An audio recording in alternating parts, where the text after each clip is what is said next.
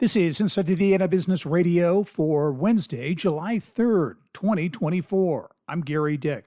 The U.S. Food and Drug Administration has approved Eli Lilly and Company's Kisunla for mild or early cases of dementia caused by Alzheimer's. It's only the second drug that has convincingly shown to delay cognitive decline in patients, following last year's approval of a similar drug from a Japanese drug maker. Physicians who treat Alzheimer's say the approval is an important step after decades of failed experimental treatments. Elkhart-based ITR Concession Company has implemented its annual increase to tolls along the Indiana Toll Road.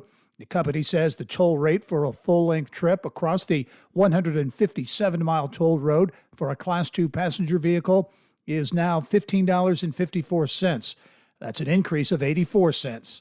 ITR Concession Company is required to use toll revenues to invest in ongoing enhancements to roadway infrastructure and customer services. In December, the company completed the Northwest Indiana Bridge Rehabilitation Project in Lake County, which saw the reconstruction of 19 bridges. In Vincennes, plans have been unveiled for a $35 million apartment project designed to support talent attraction and retention efforts in the Knox County area. Simplified Developments, LLC, headquartered in the Gibson County town of Hobstadt, is developing the project, which is expected to bring 240 market-rate apartments to the city. Knox County Economic Development CEO Chris Paff says the project comes at an opportune time, as local demand for market-rate housing is high due to the expected workforce growth created by the $83 million Agro-Renew bioplastics facility and other expansion efforts.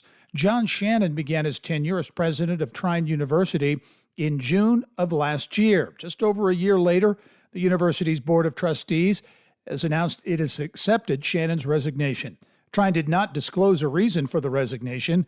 Earl Brooks, who retired as president but continued with the university in the newly created role of chancellor, will return to the role of president while the Board of Trustees conducts a nationwide search for a permanent successor to Shannon. From the state's #1 source for Indiana business news, you're listening to Inside Indiana Business Radio. IBJ Media, Inside Indiana Business, and the Indiana Economic Development Corporation invite you to the Engage Indiana series, presented by CareSource, Indiana University, and Old National Bank.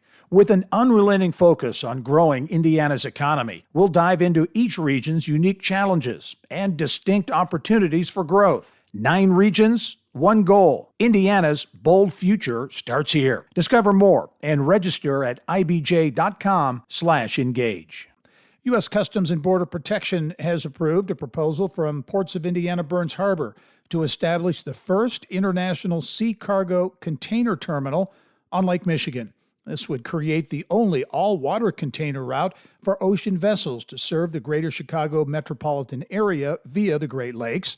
The Burns Harbor Terminal is part of the 25th largest U.S. port, which handles 25 million tons of cargo annually and generates $16.6 billion in annual economic impact. The Indiana Economic Development Corporation has announced that it will award up to $1.5 million in arts-related grant funding to regions in the state's Regional Economic Acceleration and Development Initiative, or READY 2.0.